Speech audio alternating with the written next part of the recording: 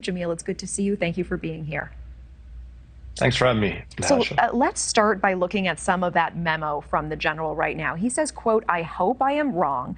My gut tells me we will fight in 2025. Xi secured his third term and set his war council in October of 2022. Taiwan's presidential elections are in 2024 and will offer Xi a reason.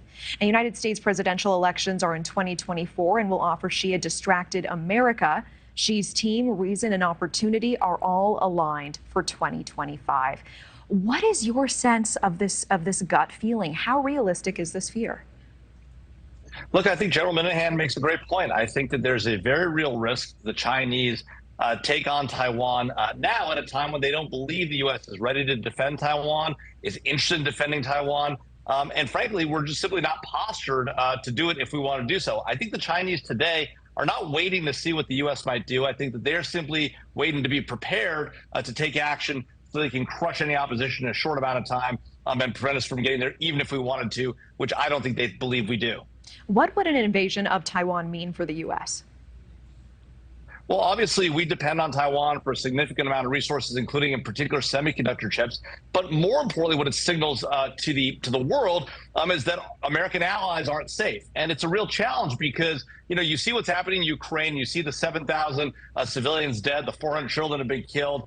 Even after the U.S. has poured a tremendous amount of weaponry in, we didn't do enough ahead of time to stave off the Russian invasion. We didn't give the Ukrainians the tools what they needed to actually stop this war or win this war 6 months ago. Now we're putting tanks in. That's a good thing, but it may be a little too late. And so the question becomes in Taiwan, how can we get ahead of that, knowing what General Minahan correctly points out, he's a very real threat to Taiwan, whether that's 2025 or 2028. There's no doubt the Chinese are coming after that island, unfortunately. Yeah, President Joe Biden has said that the U.S. would help Taiwan if China attacked. Does that mean U.S. boots on the ground? Should it mean U.S. boots on the ground? It's an interesting question, Natasha, because President Biden has been very strident in his statements, essentially signaling that the U.S. might put boots on the ground. But as soon as he does that, within minutes, you have folks from the White House come out, including his national security advisor, and say, well, what the president really meant was that we'll supply with the Taiwanese the weapons they need to defend themselves.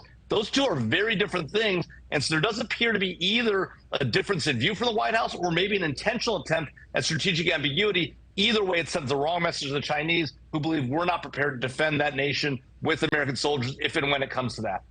Thank you for watching. Go to newsnationnow.com to find NewsNation on your television provider. And don't forget to click the red subscribe button below to get more of NewsNation's fact-driven, unbiased coverage.